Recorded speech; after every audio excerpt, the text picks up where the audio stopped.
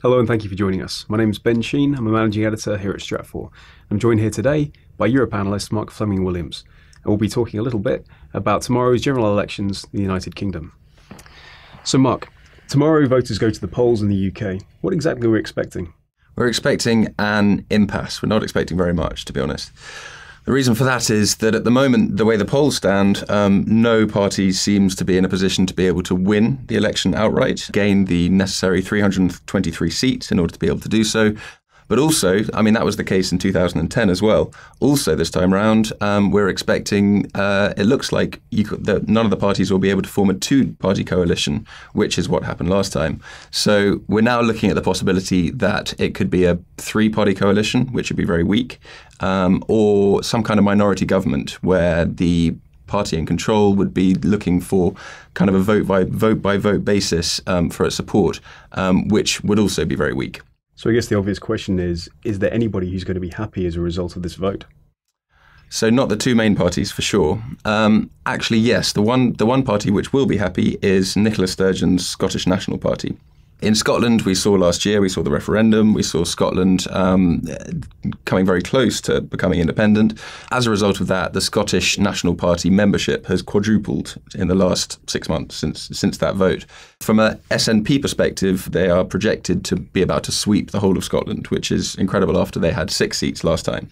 But it's not just the SNP who are going to be happy with this. In fact, all the regional parties are going to do better than they expected, not in terms of the amount of seats that they're going to gain, but actually in terms of the amount of clout that those seats will gain them, because the two main parties are going to be looking for alliances. And the interesting thing for this, the reason why it is specific to the UK, is that the regional parties do well under the UK electoral system, which favours regional concentrations of votes over kind of national moods. So as a result, the regional parties are looking to do well, whereas someone like UKIP, which has got around 13 or 14% of the vote, could quite easily just get 1 seat out of this election, so could do very badly. So given the significance of regional parties in the elections, what does this actually mean for Britain? So as we get a Britain with more important regional parties, they haven't really figured since 1920 when the Irish got home rule. So as a result, you're going to end up with parties in Westminster with divisive policies which are more suited to regional concerns rather than national ones. I've already mentioned the Irish independence in 1920. In fact, that is the precedent. So in 1885, in the election there, that's the previous time that a regional secessionist party was able to hold the balance of power.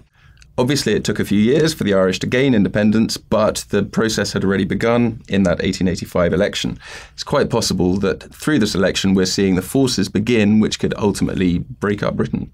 So, Mark, I have to ask you, what's the forecast? What are we expecting? Well, having just been all doom and gloom about the breakup of Britain, actually, I think it's going to go the other way. For the last 200 years, the British electoral system has been suited to having two parties passing power back and forth between themselves. Now we have a new situation where 6, 7, 8 parties are all actually having an influence. 35% of the vote is not going to the two main parties this time, according to the polls. So as I mentioned, we're expecting to see an impasse emerge in Westminster as coalition talks are ongoing. I think it's going to become very clear that this system is no longer suited to the current political climate, and the call will go up in the coming months, perhaps next year, to change the political system to be one which is a little bit more like the Europeans, which is largely down to the proportional voting system. And ultimately, I think this is where the UK electoral system is headed. Very much so, and certainly we await the results with interest. Mark, thank you so much for joining me today. To read more on the general elections, read stratfor.com.